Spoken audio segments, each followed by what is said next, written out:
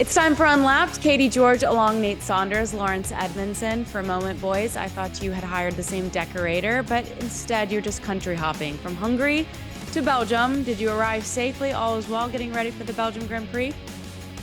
I got in about 5 minutes ago over my laptop and got it. But that was my own fault because I decided to go overland. So rather than fly, I went through, I think, 6 different countries on about 8 different trains.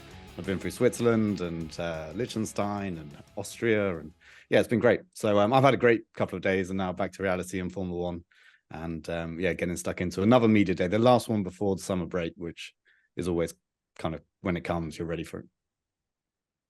Yeah, it's kind of a funny one because I flew back on Monday, had Monday night at home, Tuesday night at home, and then I was on a train this morning, but I was on it and I thought to myself, Lawrence has definitely done this the right way. Just staying put, not getting on a plane at any point, I think is the way forward. But yeah, it's I got here earlier, about 2 hours before Lawrence did. And we're in Liège, which is a lovely place. I drove through it to get to the hotel. Got stuck on about 3 different one-way systems to get here, but once I was here, enjoyed it. It's a nice little place. And then, yeah, as Lawrence said, drive to Spa tomorrow. Hopefully we can find some food after this podcast because it's one of those sleepy kind of European towns where you're never sure if everyone's just gone to bed. So we'll find out. It's not too late, though, so we should be okay. All right, well, we'll keep this efficient so the two of you can be fed. I'm just curious, when you turn back the clocks a little bit, what's your synopsis of what went down at the Hungarian Grand Prix?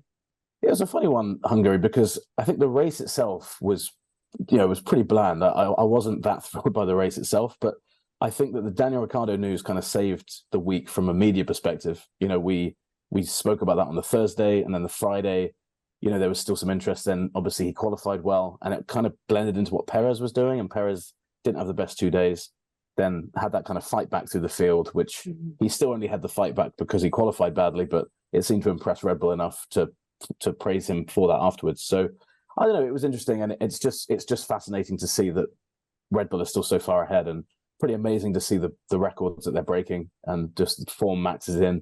If you told me right now that he would never lose another race, that he would win every race from now until the end of like my time on Earth, I'd probably say, yeah, that's a good bet. What are the odds? I'll take it, because he just looks unbeatable, and we've never really seen a driver, not in the modern era. I mean, Lewis, even when he was dominating, I can't remember it being this inevitable that he was going to win. So yeah, it was pretty interesting, and great to see McLaren still up there as well. I think that was one of the big takeaways of the week.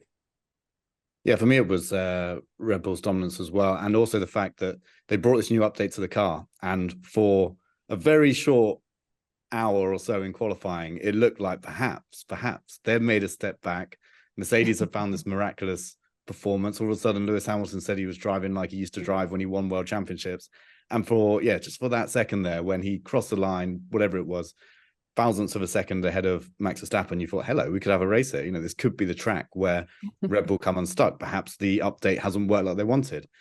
Get to the race, and it was over by turn 1. And the minute we saw Verstappen ahead of Lewis going through turn 1 or into turn 2, it was just, you kind of knew what was coming. But even then, I think a few other teams were taken aback a bit by the performance of that Red Bull with the updates. And Toto Wolff said, it's like there's one F1 car now and 19 F2 cars, which is a bit harsh on Sergio Perez because he's in the same car. But, you know, Perez has not finished second for some time now. So that does kind of tally, whereas Max is just so far ahead. But anyway, we got another race, another challenge. Spa brings up, you know, there's a few little things which make it interesting. So we'll see where we end up. I think as well, what I loved about turn 1, even though it was the end of the race, was so short-lived. It was so short-lived, but there's still like this tantalizing glimpse, isn't there, of 2021 when Lewis and Max were on the same bit of track. Because just the way Max got past Lewis, you could see he was like, I'm going to push you a little wide. You know, I think if Lando had been on the outside, that would have been a bit more of a polite move. And we saw that, you know, in moments last year when they came close to each other on track. And it's really frustrating. Like, it's right there, it feels like, but then it's not there because Max disappears. But also the noise. So I went down to the mix zone at the end of qualifying. And you kind of go, a lot of the time you go just before the session's finished, just so you can get a good spot. And that's where all the drivers come through the TV pen. And the noise when Lewis took pole was amazing. You know, it was similar to what we hear at Silverstone. And the noise had been great when Max had crossed, and then when Lewis went over. I'm not sure if it was a pro Lewis or if it was just anyone other than Max has got pole, but it was a great atmosphere there. So fair play to the fans that were in the crowd, because great noise all weekend. Yeah. I think it was probably for the latter, just wanting to see something different for once. And then it quickly changed back to the norm once the race began. It's just so impressive. It's not just only about the two drivers, right? Max Verstappen being the best there is at this moment. We talk so kindly about team strategy at Red Bull. Also, the pit stops that we saw on Sunday. I mean, 1.9 second pit stop for Sergio Perez as he came powering back from P9. He had an aggressive display in his driving on Sunday. I just think it's so efficient. It's so well done. And Helmut Marko was actually asked, is this the greatest Red Bull racing team ever? And he said, yeah, I think so, because of the efficiency and the ease in which things have happened. We've never managed to take 2 first places in the Drivers' Championship and win the Constructors' Championship as well. And that could happen clearly here in 2023. I asked the same question to you. You've covered the sport for very long times. Lawrence, is this the greatest Red Bull team that we've ever seen? Yeah, I think it is. But I think it's also, it's an evolution. All the teams in theory should get better over time. But right now, everything has come together to really work for Red Bull. So, they had a long period where they had an uncompetitive engine. When we went to these turbo hybrid engines, they had a Renault engine, and Renault just got it wrong to start with in 2014. And we know that Mercedes got it so right. So for a long time, they were pegged back a bit by this engine that just wasn't performing on the level that they needed it.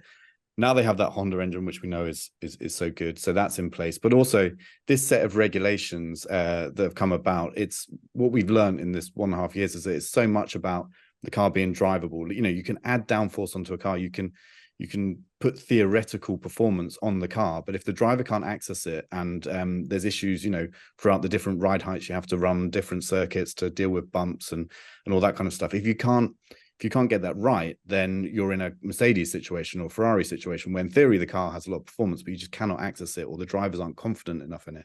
Again, going back to that Lewis Hamilton pole position lap, he said the reason he was so good compared to the rest of the season is because he was confident in the car. But one thing that's very clear is that Red Bull have had this strength for some time. Even under the previous set of regulations, they really often focused on the drivability of the car and also putting it around Max Verstappen. So when these regulations came about, I was talking to a technical director the other day, and he was saying that it really was a case that they just really suited all of Red Bull's strengths. They really played to a lot of Red Bull's strengths. Now that's not to play down Red Bull's achievement, because they've done remarkably well there, but they've got all this knowledge, all this expertise, and it's been growing for such a long time. And then within that, you have the stability that comes with Christian Horner being there since 2005, Adrian Newey since 2006, two people that are so core to the performance of it. Helmut Marko as well, we should mention, he's worked so much on bringing, the best drivers through the system to their team as well. And now we've got Max Verstappen, who looks so unbeatable in that car. So all these things have come together, and it absolutely is the best Red Bull team of all time. But I think that's because, they really have worked incredibly hard and actually been a brilliant team for many years, but just had a few things holding them back. Nate, when Mercedes was at its peak and they were winning back-to-back world championships, were they at this high level of performance from top to bottom? I mean, managers to drivers to pit crews to engineers, or is this a different level? I think they were on a similar level. I think it's obviously Red Bull have taken those records, but Mercedes were pretty tantalizingly close to getting those. If you take out, Lewis and Nico Rosberg, they collided in Spain in 2016. Without that, they probably would have, Red Bull would probably be going after a record set by Mercedes that year, because that was one of the only wins they didn't take that season.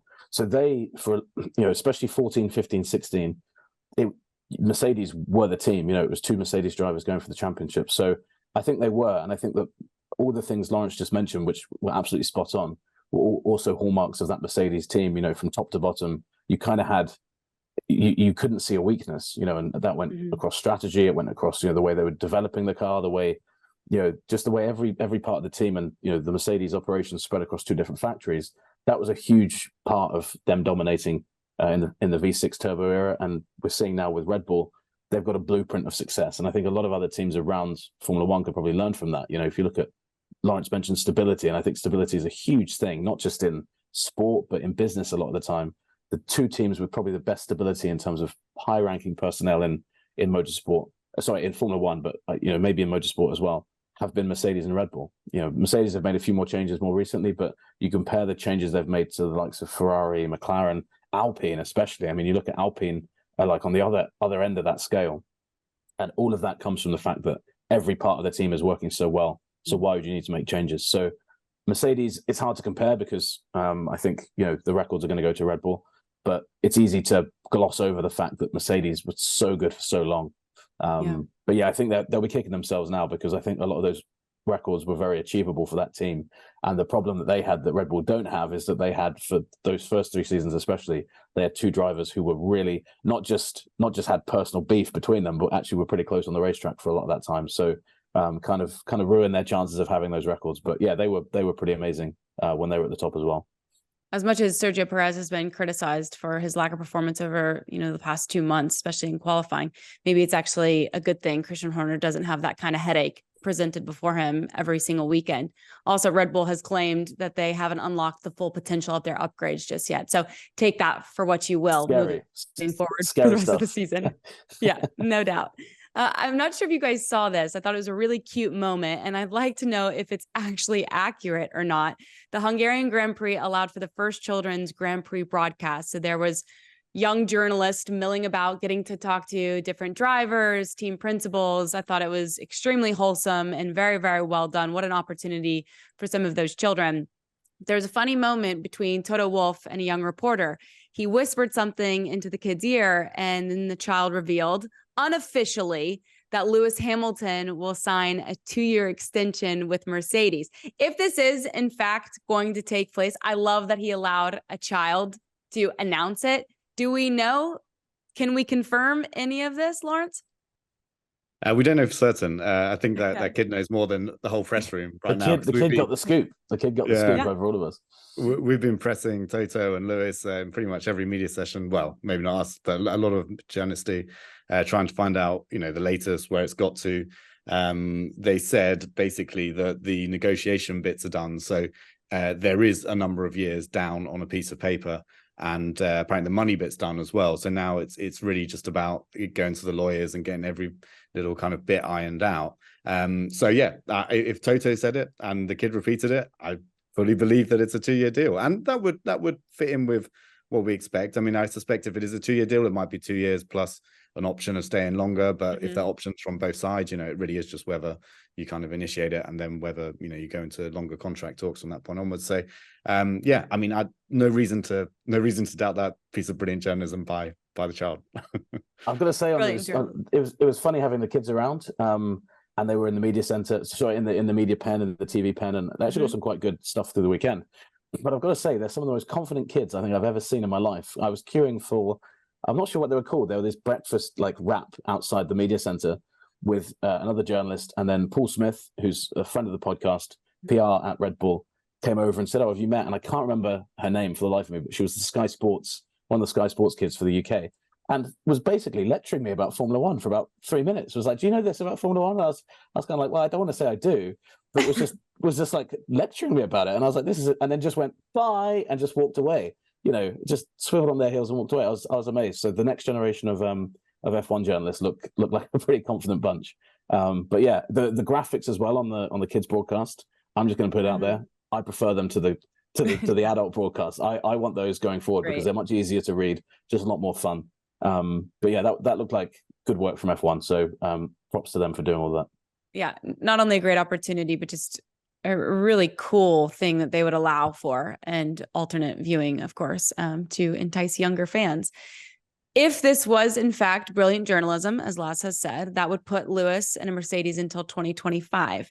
Do we feel like Mercedes, Lawrence, can fight for a championship before 2025? We did have that brilliant moment in qualifying where you felt like, could this be the start of something new for Mercedes that we haven't seen in the immediate past?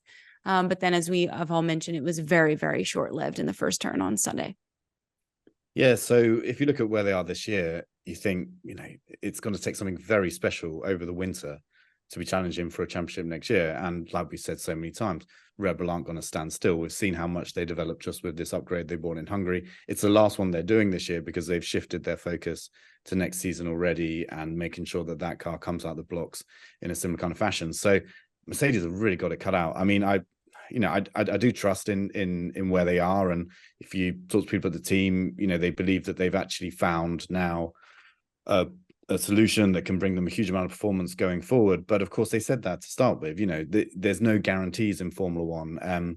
And again, this difference between what you get in the simulator and how easy it is for the drivers to drive is significant, and it's been very, very obvious at Mercedes that the drivers just have not been able to get the potential out of that car. They haven't been able to run it at the ride height that the simulator and the wind tunnels say will give the maximum amount of performance. And so they get in this tricky place. So I don't know. And then you've got to wonder, well, 2026 is a big regulation change, a new engine, which Mercedes are very confident about. Red Bull seem far less confident about.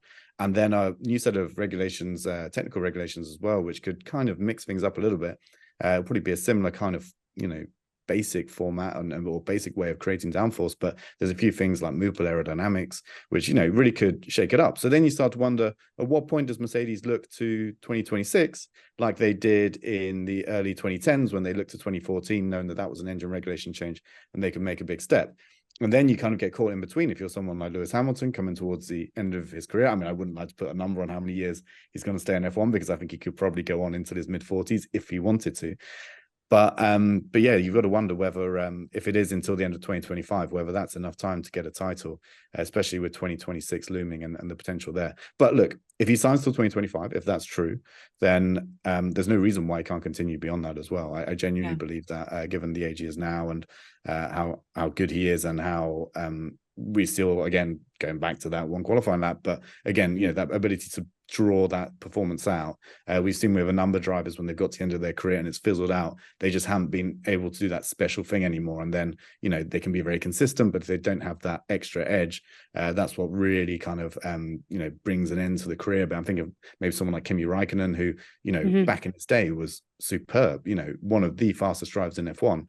But by the time he was second stint at Ferrari and then on to Alfa Romeo, no one was looking at him and saying, he's the fastest guy on the grid. Whereas with Lewis, you still have that. So, yeah, I think if he stays at 25, I wouldn't put money on him winning a championship in that point, but he will know at that point as well, what are the chances of happening in 26 and 27.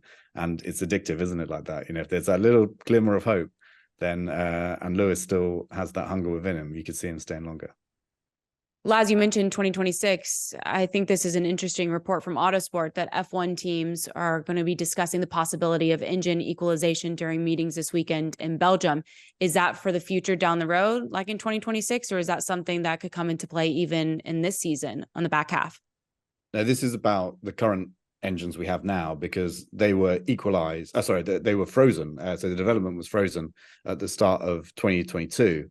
And by doing that, you by nature kind of start to freeze in disparities. So it's become quite clear that the Renault engine is a little bit off the pace of the class leading ones, the likes of Honda and Mercedes and probably Ferrari as well. And so when you have that locked in and the teams aren't allowed to develop on pure performance grounds anymore, then there's nothing the team can do about it. And so the whole reason we had this engine freeze was because Honda wanted to leave the sport originally.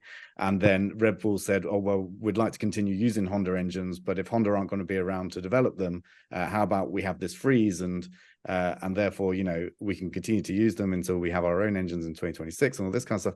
And so we ended up with this situation. Then Honda decided they weren't actually leaving, but that's kind of another story. It's Groundhog Day with Honda. Yeah. And so what you have is these these engines locked in, the performance currently locked in. Some teams you're still allowed to work on reliability. So if you figure out you've got a big reliability issue, you're allowed to work on that. But there's also the possibility that by working on reliability, you actually unlock performance because you're able to push the engine a bit harder. And so there's it's a bit murky around it, and it seems like Renault feel like they have fallen behind. And of course, the Renault engine is only in the Alpine car. And so if you end up in a situation where it's as competitive as it is, we've seen so many qualifying sessions this year where just a few tenths of a second split, even sometimes pole position when Max hasn't quite got his lap together, but certainly from about third place down to 10th or 11th. And if you're always giving away, a 10th or two because your engine is 20 to 30 brake horsepower down, then that makes it very, very difficult for that team to be competitive. And the idea of this engine freeze that exists at the moment was not to lock in a disadvantage for one team. It was to basically allow all the teams to to not spend so much because they're about to spend a lot of money, or they are spending a lot of money developing for 2026, and have a situation where it's kind of a little bit sensible. The Honda engine could continue in the Red Bull, all the other teams could shift their focus to 2026. So yeah, I think it's something which they're going to talk about. Christian Horner was asked about it, and was quite open to the idea, which when you consider how far they are ahead, it's often the teams that are furthest ahead that like to keep the status quo, but even he is open to it. But one thing he said he'd like to see, and I think this would be fascinating for a lot of fans as well, is if the FIA were just to release the details of how much power each of these engines makes, and then we'd have all that information out there, which is a question we always get. We know it's above 1,000 brake horsepower, but we don't know exactly with each one. So that would be quite an interesting thing if it could come out of it, so we know exactly how much one of these F1 engines make, because if they're not developing them anymore, secrets like that aren't really an issue. Certainly if they are holding one team back, it's the kind of thing which you would like to get as equal as possible. So Nate, are these kind of conversations common at this point, or is this a rarity? Well, there's always a lot of horse trading going on in terms of regulations. We hear a lot about kind of technical directives where the FIA will pass something down, and the teams, these kind of meetings, discussing stuff like this is a pretty big discussion. So in the context of the last few years, this hasn't happened that often, but there's always something in play, it feels like, and often that's why guys like Christian Horner and Toto Wolff are so influential within the sport, because they're always on one side or the other, and it is interesting that Christian is pushing those things, because Lawrence is right. If you're ahead, it's kind of like turkeys voting for Christmas if you want everyone to kind of catch you up and you want to actually enforce the rules to do that. So there's a lot more at stake here as well. There's bigger engine discussions going on about 2026. Horner's kind of trying to delay, what's coming in 26. I think Red Bull are worried about the next set of engine regulations. As dominant as they are now, I don't think they're going to be in a similar situation come 26, given the fact that they're largely developing their own engine. So I wonder if some of his support for this is with that in mind. It's almost like, look, we support you here. Do you kind of throw your weight behind us, or you give us a bit more support on something else? And I've always found that side to F1 really fascinating, because sometimes teams take lines that from the outside you're like, well, that doesn't make a huge amount of sense, and then obviously in the more global picture of it, it's kind of a bit Succession-esque. There's always something, there's always a deal being done, there's always an angle to everyone's position. So this discussion itself is really interesting, and I think actually Lawrence is right. It would be really fascinating to see that, because fans always speculate, and if we actually had it in front of us, it's one less thing to wonder about, especially when if drivers are performing in a certain way and you actually can see, well, actually this car was down on power or up on power, whatever, you can maybe kind of equalize those things a little bit as well in your head. So yeah, it's really interesting. And I think that one of the things that obviously Netflix showed was the human side of Formula One, and got into some of these meetings. But things like this, I would love Netflix to be able to cover some of this, even though it's about engines, it's very, very technical. I can imagine some pretty interesting discussions between guys like Horner and Wolff. We had that one last year that I saw again at the weekend. If you got a problem, change your effing car. I'm not sure it'd be this animated in this, but I think that gives a really interesting insight into kind of how fraught some of these meetings can be. I don't think this one will be quite as bad as that, but it's interesting because, I think that especially I keep coming back to Horner and Wolff, but I think those two guys in particular don't trust each other. And I think that adds a really fascinating element to discussions like this, when those are probably the two most influential teams right now, Mercedes and Red Bull, and neither of them have a Renault engine. Obviously Red Bull have previously been with Renault, so it's all fascinating, and it'll be really fascinating to see what comes out of it at the end of it, at the end of this week. Well, we'll put your suggestion in the Box to Box film suggestion box so that they can get their cameras inside to be sure to film that conversation. And they've done a pretty good job so far of getting into those meetings, but stuff like this, they've got to be in. Come on, this is that's how you step up the next season. Allow us to be a fly on the wall. We'll obviously wait to see what comes of it, as you mentioned. Something I wanted to highlight that I think is pretty cool. On Wednesday, Formula One and F1 Academy announced that as of the 2024 season, all 10 F1 teams will have one driver and their livery on one car competing in the all-female racer series. Do we think, Lawrence, that this is another step to having a female driver in the future on the F1 grid? Yeah, it absolutely is. So the idea of the F1 Academy is that it does give that first step into car racing for young women who have come out of go-karts, have shown potential, but it's often tricky to go from that karting stage where things are a little bit more equal into cars, because there's a number of factors that work against women, just kind of basic stuff like seating position, things like that. All these junior series cars are based around the male anatomy, so there's a lot of work to be done to be able to give women a better chance of making it up there. But it's also about kind of highlighting the talent that potentially can come through from go-karting, and also providing inspiration. So if you have a relatively high profile all-female championship, young girls who are watching on TV can say to their parents, oh, look, how about we go down to the go-kart track and I have a go in one of these go-karts, and it goes from there. And really, I think the biggest barrier at the moment still for a woman making it to F1 is pure numbers. It's the fact that if you go to a go-kart track, I've been to a couple of events this year, and the percentage of girls, it's growing. There's more than there used to be, but it's still very small. And so if you have 100 go-karters at a go-kart track on a Sunday, all with the potential to move up the motorsport ladder, and just picking the number out the air, but 96 are boys and 4 are girls, then obviously your chances of one of those 4 girls making it, just pure numbers, it is not as great. Perhaps one of those will be exceptionally talented, and they will, but it's about kind of raising the profile of women driving in motorsport and building it up. And I think having this connection to the F1 teams, where the F1 teams are going to go out and select, and no doubt do a huge amount of scouting across karting and other junior categories, and finding the very best young women to come into this ladder towards Formula One. That's a huge thing, because once you have that behind you, one, the teams are very competitive, so they're all going to want to go and get the best young female talent to put in their car. And then secondly, there's a huge amount of support that an F1 team can offer, in many ways, even if it isn't a money thing. There's a huge amount they can do in terms of preparing a young racing driver, male or female, for the steps ahead. And so that, and then having the liveries of the car, which I think is a very nice touch in F1 Academy. There are 5 teams in F1 Academy, each run 3 drivers. So it's not exactly like Ferrari are running a Formula F1 Academy team. They're just putting their driver and their livery on it. But even so, those teams that are in that category, some of them have links already to F1 teams. So that's a positive thing, where those relationships are going to grow as well.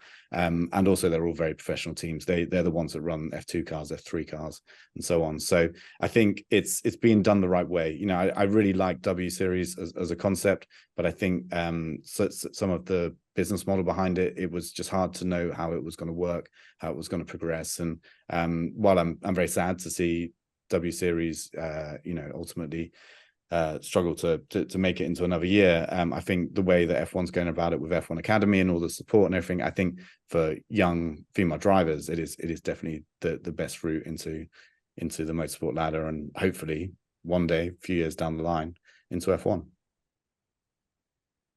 Yeah, absolutely. I think it's great they've got skin in the game now, the F1 teams. And hopefully, obviously the end goal is to get a driver on the grid, but I think if they're all affiliated with drivers, at some point, I think they've got to go through the junior categories first to get there.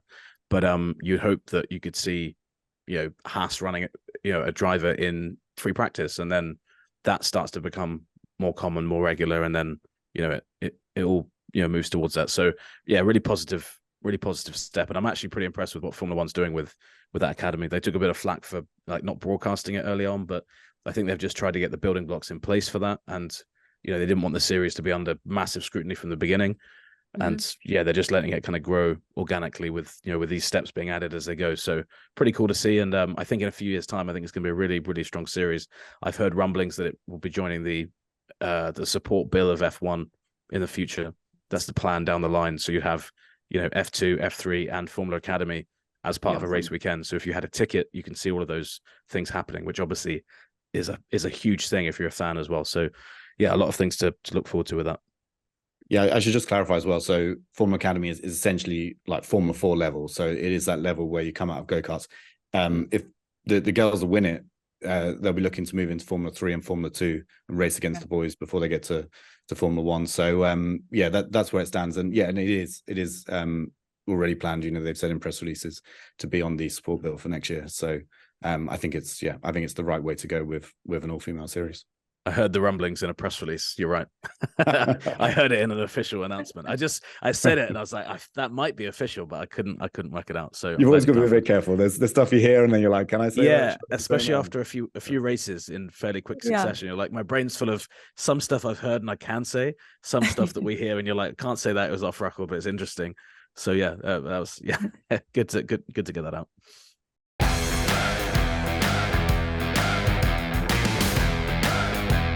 Nathaniel, did you pack your raincoat?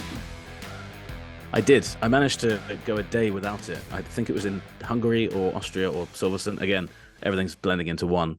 But it's the first thing I packed. I think we're going to need raincoats and potentially umbrellas because the weather does not look great this week, which will be a change because Hungary was pretty toasty. Yeah, it was a hot track for sure. People were concerned on Twitter. That's the only reason that I asked to make sure that you have your raincoat in hand. It's good. And to be honest with you, they need to be sending me reminders because as we've talked about before, my memory's so bad that a memory like mine, I will forget it if people don't remind me. Laz, with the rain in the forecast for this weekend in Belgium, how does a wet affect racing at this track in particular? We've had loads of wet racing at this track in particular over the years. It's in the Ardennes Forest, which kind of have their own climate and weather system, and so it often rains, and it often rains a lot. In 2021, we didn't really have a race, a couple of laps behind the safety car because it rained so much. Nate was there. I was, unfortunately, I was at a wedding that weekend, so I managed to skip that one. But that's obviously, what F1 wants to avoid. They've kind of changed the rules a little bit to avoid that. But there's also safety concerns because when you have a lot of rain there, you have a lot of spray. And in an F4 race just last month, a young Dutch driver, Delano Van Toff, died because he was in an accident where a car rebounded off a barrier. There was a lot of spray. It was unsighted. I haven't seen the exact report into the accident yet. I don't think it's been released yet, but it seemed fairly clear that the conditions played a factor. And one thing that a lot of drivers said after that was that the fact that you have conditions where it is very difficult to race. The fans have to be understanding, the media have to be understanding, the TV companies have to be understanding that sometimes it is just too dangerous to race. So, those are, of course, we're talking about worst case scenarios when we're talking about drivers losing lives. But I think we have to be a little bit careful about it. Hopefully we won't get to that stage. Forecast I've seen looks as though, the weather isn't quite as bad as it was in 2021, and it should be okay to go racing. But at Spa, it can be really, really bad. The weather can really turn. Okay, well, stay dry. That was kind of doom and gloom. So I'm going to switch gears a little bit to sprint weekend format. Nate, expectations, different little schedule this weekend for people who plan to watch. Just keep that in mind. Yeah, and I really like these sprint weekends. And I think actually now what's funny that's happened certainly to me, and I think to a lot of people in Formula One, is that now that we've had sprint weekends, non-sprint weekends really do that those Fridays really are quite boring, quite slow because there's just 2 practice sessions. Obviously, what we'll get this weekend is we'll get a practice session and then we'll get qualifying for the Grand Prix. So Friday sets the grid for Sunday. And then Saturday is a standalone day where you get another qualifying session that's shorter, but it's more or less the same format with Q1, Q2, Q3. And that sets the grid for the sprint race, which is a shortened version of the race itself. And I don't know, I think there's still a bit of a jury out on this with some fans. And I think, Max Verstappen is probably the biggest driver name who's kind of against the format, even though he keeps winning them all. But it does give us something else to talk about. And I think that in a year where the battle for the win would be closer, I think we'd be enjoying sprint races a lot more. But the fact that Max is so far ahead, I think that it just gives him another chance to claim he'll get 8 points if he wins, rather than 25 for winning on Sunday. But I really like them. It gives every day, a meaningful kind of feel to it. And I don't know, I suppose the one drawback is by the time you get to Sunday, you've already seen them race, you've seen them qualify twice. Maybe it is overkill, but Formula One, there's 6 of them this year, 6 of these sprint races over 3 that we had over the past couple seasons. So, interesting going to this place, and I'm really curious to see what Belgium will be like as a sprint race venue because it's the first time it's hosted this format, and I think that some circuits seem to be really, really good for this format. Some circuits maybe aren't so great for it. But I don't know, Belgium, it's such a long lap as well. I think it'll be one of the longest laps to have hosted a sprint race. Obviously, it doesn't mean that the sprint race is longer. It's still based on distance, but it's just interesting that there's only certain opportunities to pass on certain circuits. And it might be that there's less overtaking opportunities here, because if you think about Spa, you've got that long run through Eau Rouge, Raidillon. You go down the Camel Straight, there's that chicane there. That's usually one of the best places for overtaking. You're probably going to have fewer laps, so you get fewer opportunities through there. But I'm curious to see what it'll be like. And the rain adds a fascinating part to that, because we haven't. I think I'm trying to remember now. And again, this is where my brain is just clouded full of F1 sprint races and stuff like that. I'm pretty sure it rained during the sprint race in Austria, and there was, if I'm right in saying, everybody at the end switched off the intermediate tire onto the dry tire, which created a kind of chaotic finish. And that sprint race in Austria was actually really, really entertaining. So I think Canada adding too. rain in, yeah, maybe it was Canada as well. But adding rain into that mix, I think, is a really, it's already kind of a bit of jeopardy there. Adding rain into that mix as well is pretty fun. But the drivers are a bit more inclined to go for it now. The grid for the Sunday race used to be set by the result of the sprint race, which a lot of people felt meant you kind of held back.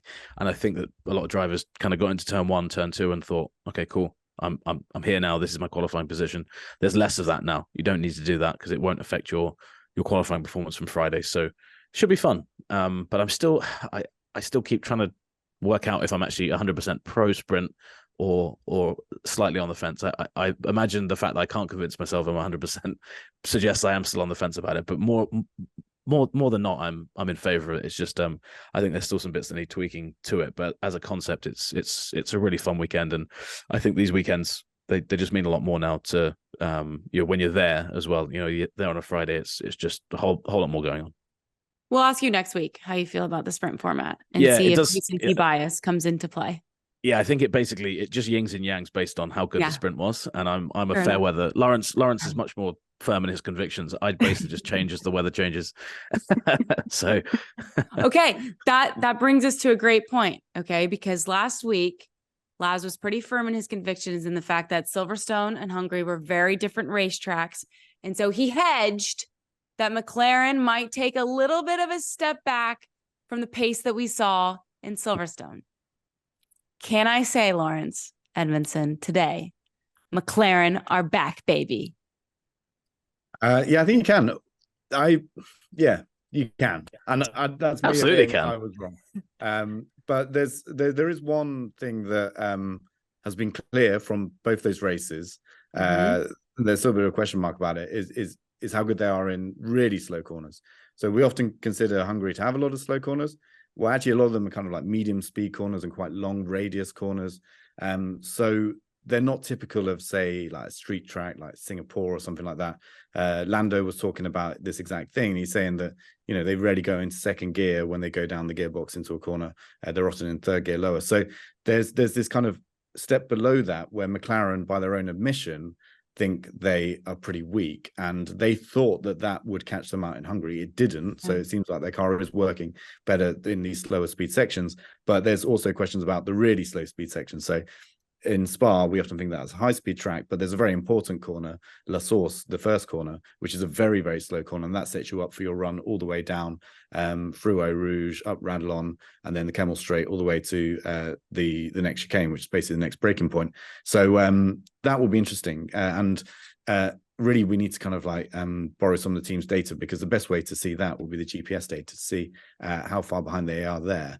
But they should be incredibly fast in the really fast sections of the track. So there's a corner called Pujon, which is one of the most exciting corners in Formula One. People always talk about Eau Rouge when they talk about Spa, but I think one of the corners in terms of the challenge in a modern F1 car, in terms of whether you lift or not the accelerator as a driver, is Pujon. And so the McLaren is expected to be incredibly quick through there. So McLaren have made a huge step. Toto Wolff was talking about it. Obviously, they appear to have made a step ahead of Mercedes at the last two races by finishing ahead. And he was saying that he thinks that McLaren have found as much as 1 second in performance. That kind of stuff just doesn't happen usually in the middle of a Formula One season. When we talk about updates, we usually talk about a couple of tenths of a second. Maybe, if you're doing really well, 3 tenths of a second. Virgin on, an extremely big update would be 4 tenths. But to find a second or so is huge. And McLaren said that it's hard to quantify, and they haven't actually done the maths on it to figure out exactly what it is, because they're just focused on finding the next few tenths of a second. But yeah, it is significant. So certainly compared to where McLaren were at the start of the year, they are absolutely back. But the problem that all these teams have that are behind Red Bull is that Red Bull remains about half a second per lap in a race ahead of everyone else. Don't remind us, okay? Just say McLaren's back, and we'll go with that.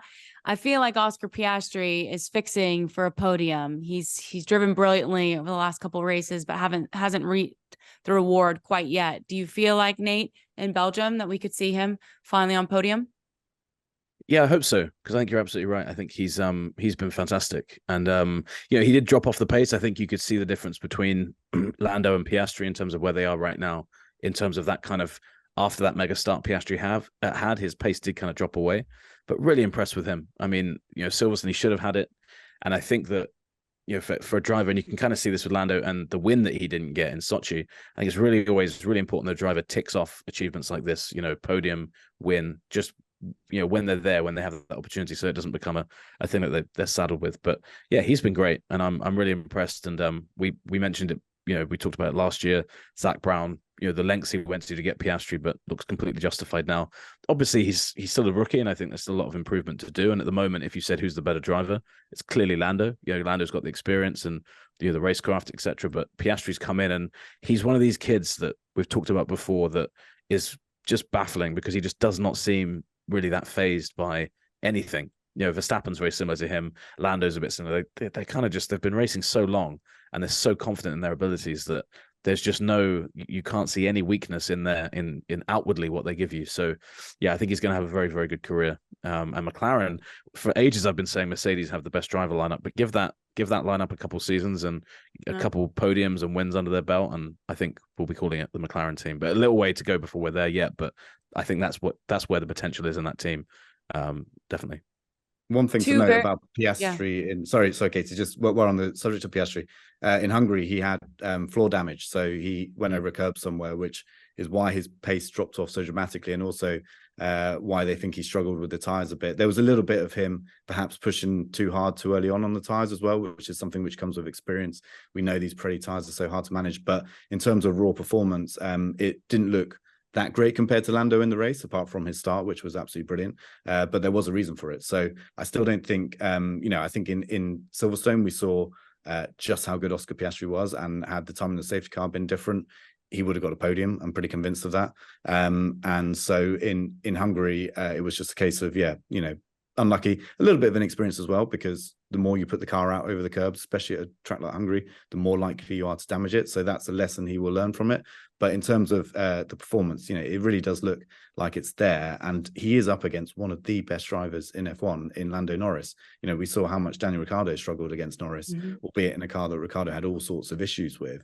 But even so, for Piastri to come in his rookie season and be as close as he has been, and kind of holding on to Norris's coattails in qualifying and most races, that is, that's pretty impressive. So just wanted to put that in there for any Piastri fans out there who, were very keen to follow what was going on and why he struggled a bit in Hungary. This may be an apples to oranges comparison based on the way that these results unfolded, but still lackluster for these two teams nonetheless, and weekend probably that both teams would like to forget out in Hungary. Who needs a bigger bounce back, Nate, Ferrari or Alpine this weekend in Belgium? That's a really good question. People have listened to this pod before have heard me rant about Ferrari one too many times, but in this case, I do think it's Alpine. Just if you look at, Ferrari Ferrari just need a bounce back, I think, just kind of generally in terms of, and I think that what we're seeing with Ferrari is that there's like a slow, whatever's happening there, it's slow and it's kind of percolating behind the scenes. Alpine's a really strange one. Lawrence and I were talking about this in Hungary, it was beginning of May or middle of May that Ocon scored that incredible podium at Monaco. Really, really great weekend. They had this new investment come in. Obviously, the headlines of that were that Ryan Reynolds and Rob McElhaney, the Wrexham owners, were part of it, but it was a huge, consortium that they were just part of. This huge valuation of the team that came with it, but on track at the moment, they're just not producing the results. They were pretty unlucky on Sunday in Hungary because neither of them finished, and that was because Guan Yu Zhou went into the back of Daniel Ricciardo, who went into, I think, Ocon and Gasly. It might have been the other way around, but the end result was the same, was that both of them were out of the race. And their pace just hasn't been there, though. They were both out in Q2 in Hungary, and we were just talking about McLaren. at the start of the season, I remember us saying this, that Aston jumping all the way to the top of, or at least to the top of the best of the rest fight, was really embarrassing for McLaren and Alpine. Those two teams were kind of left kind of like looking and saying, oh, we didn't think that was possible. Now that McLaren has done that as well, I think the focus now is really on Alpine, because I think, and this is probably a deeper discussion that we can get into on another podcast, but I think there's a real good argument to say that the cost cap has created a situation where teams now have to really focus on their biggest upgrade in the season. They can't upgrade all year. We've already seen Red Bull partly because of their wind tunnel penalty as well, but teams are turning their attention at some point to the following season. So do you have to really focus on one big upgrade? McLaren talked about this B-spec car that we saw for the first time in Austria.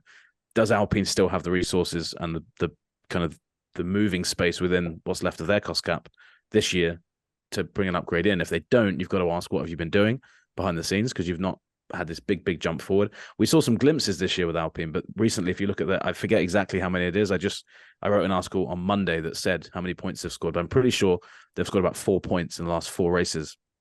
It's in that kind of ballpark. And when your midfield rivals are scoring the points that the Alpine's rivals are scoring, you can't you can't be doing that if you have any hope of challenging them this season. So I think Alpine need a big bounce back, but Lawrence can probably explain if he does feel that Ferrari needs one, because Ferrari kind of constantly need a bounce back. Alpine definitely needs one. Oh, and also on Alpine as well. Sorry, Lawrence, I know you're about to jump in, but Alpine as well, they just yet again replaced somebody in a leadership position.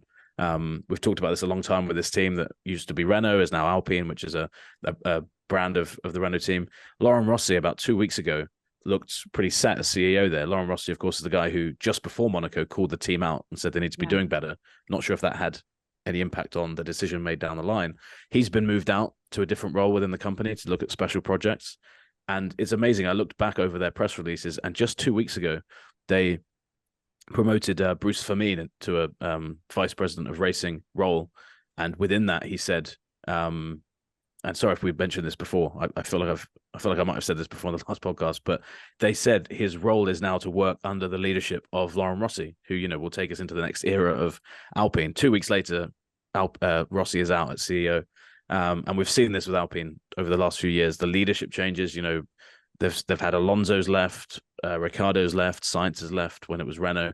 And all of those drivers said one of the key reasons they left was just the lack of stability at the top. So I think Alpine, if you were to have a real red flag over any team and say this team's in real trouble right now, Alpine's giving off all the signs of being, I'm not saying it, fatally flawed, but if there was any team right now, I would say which of these teams is most likely to sell up or to really fail in a big way. I actually think it's Alpine, because there's no good signs coming out of that team in terms of, not no good teams. They've got 2 very good drivers there, but there's just every other team. There's at least some reason to be optimistic going forward. But with Alpine, the fundamental question you always come back to is, what is the point of that, of that team running as Alpine? Why is Renault?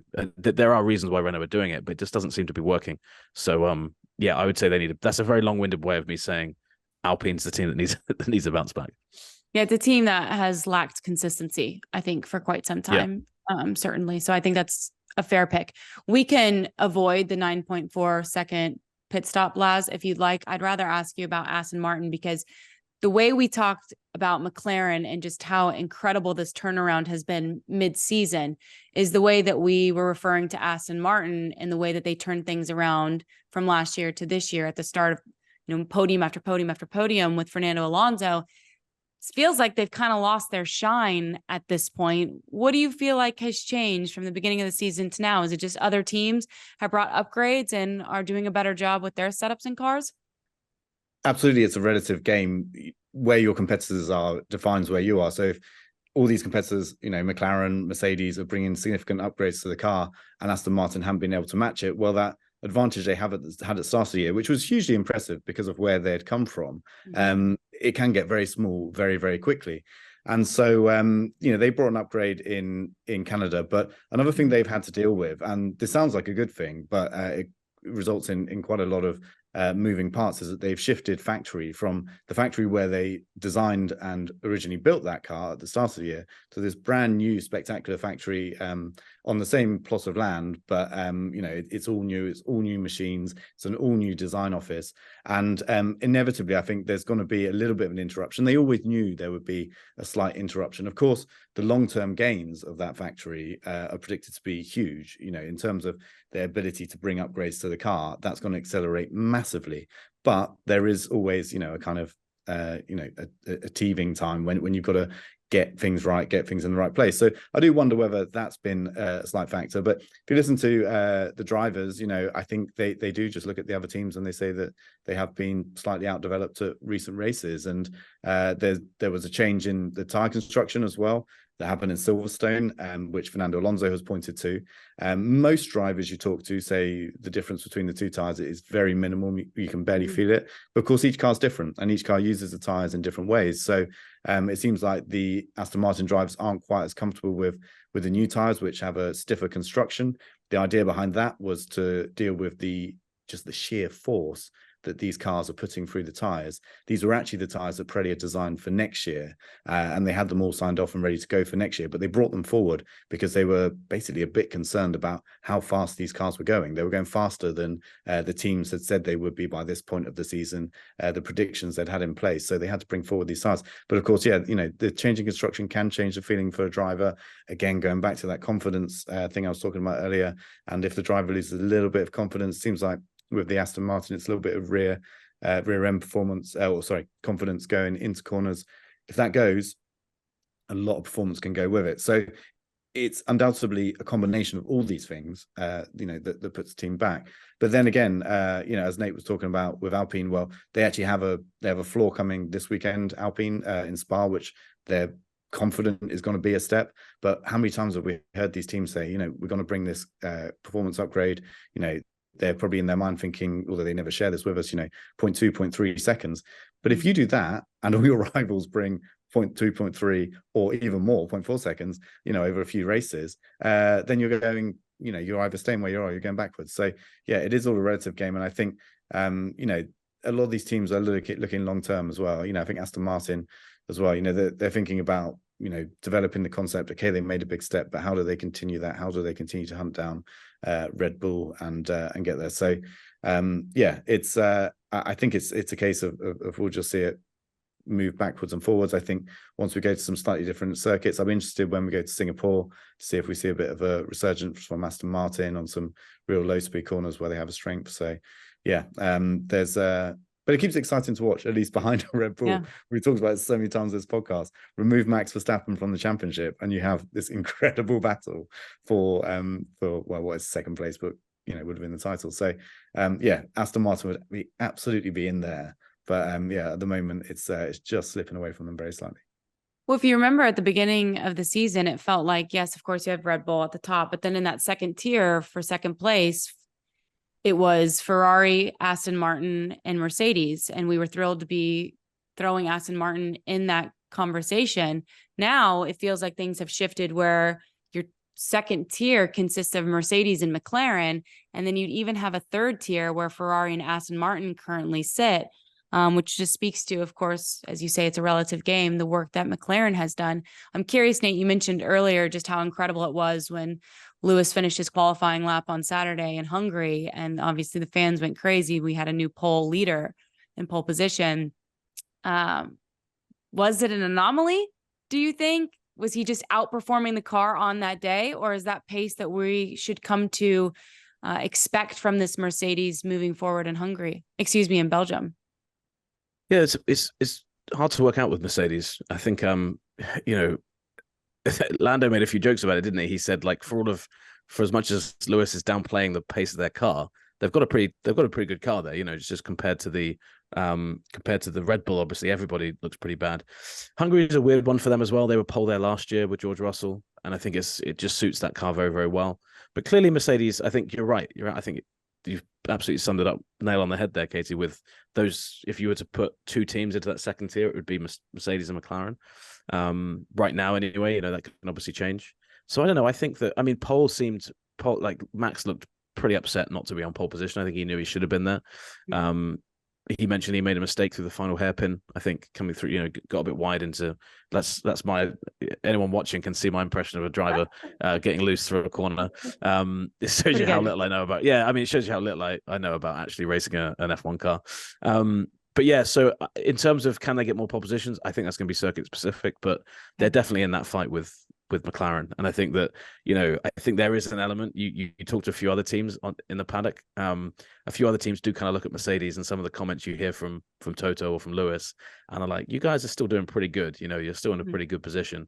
But obviously, I guess they're coming from the position of before their level was we're the best, and now the before kind of second, times. Third. Yeah, so you can kind of understand why they're down on themselves a lot. But no, I think they're still competitive. Are they competitive enough to satisfy Lewis Hamilton? I was going to say no, but apparently he's just signed a 2-year deal, according to unnamed 10-year-old, 7-year-old. Wow, it's even worse, Lawrence. We really, yeah. I mean, I threw it out there. They were early. I think they were early teens, but still, it doesn't bode well for the rest of us journalists there. But no, if Mercedes was in the position that Ferrari or definitely Alpine were in, I think we'd be talking about it a lot more. I think they're doing well, and Red Bull's just making everybody look bad. With that, my favorite party tweak leads us to predictions. Who would like to go first? I'm feeling confident because I got 2 of the 3 last week. I think don't want to point fingers, but I think both of you guys only got the 1. So I actually said Perez third, and I said Verstappen first. I put Lewis second. Fernando, sorry, that's right. I have to go back to my records. Yes, but I knew something was going to happen with Perez. My crystal ball was right in qualifying, and then he would fight back. So I'm gonna be. I'm writing it down. Yeah, what? I think this is the week I'm going to do it. Max doesn't finish. There's a lot of rain. Just think something's going to happen. Wow. Norris win. Perez second. Piastri third. Let's go for it. That's my Norris number 1. Perez number 2. Piastri number 3. Yeah, I mean, wow. Yeah, maybe I'm buying fully into the McLaren hype. Maybe I'm falling into the trap, but why not? This is the place to do it. Did you throw out all your green garb and just switched it to orange now, or? Yeah, absolutely. Okay. I don't. That's the only color I know now. Is papaya orange, as they call it. Beautiful. Yeah, I mean, I feel bad because I was massively on the Alonso hype train at the start of the year, but that hype train is clearly pulled into the station and is having repairs done. You can't catch it at the moment. Great analogy. Laz? Well, Nate's gone extreme, so I'm going to try and just claim some points back against him and go quite well, because Red Bull are going to have a big advantage here, I think, like a serious advantage. Not only because if it rains, the fastest car in the dry usually tends to be the fastest car in the wet, and you want a huge amount of downforce, and they have that. But even in the dry, I think, Eau Rouge is the limiting factor at Spa. It's a big compression, and if you can run your car slightly higher but still get a lot of downforce to deal with the compression so that it isn't bottoming out massively, and then you can have downforce around the rest of the lap, that's a real strength for Red Bull. So I'm going to say it's a Red Bull 1-2. I can't remember last time we had a Red Bull 1-2. Was it Miami? I think it was Miami. It feels like it was Miami. It must have been Miami. Which is mad, isn't it? Perez, Max. So I just want to be clear. You want Max first, then Perez second? Yeah, because I'm going boring, trying to get some points. I am going to go Max first, Perez second. Okay. And then in third place, I'm just going to pick a name because it's so close. Lewis Hamilton. No, actually, no, wait. George Russell, because we haven't seen much from George recently. I think he's due a bit of a bounce back. Okay, beautiful. Nice. Max Sergio, George Russell for Lawrence Edmondson. Okay, because I just want to clarify. I'm pretty sure Max won in Miami. I was going to say it was Sergio was on pole. It was the last one. Perez was leading, and Max finished. Perez was on pole. Yeah, Max started in 13th or something, and then climbed to beat Perez. But that is the one race where we all sat and watched it in a room together. That's probably that, and we were slowly like, oh no, Max is going to get him. He has got him, and that's the race over.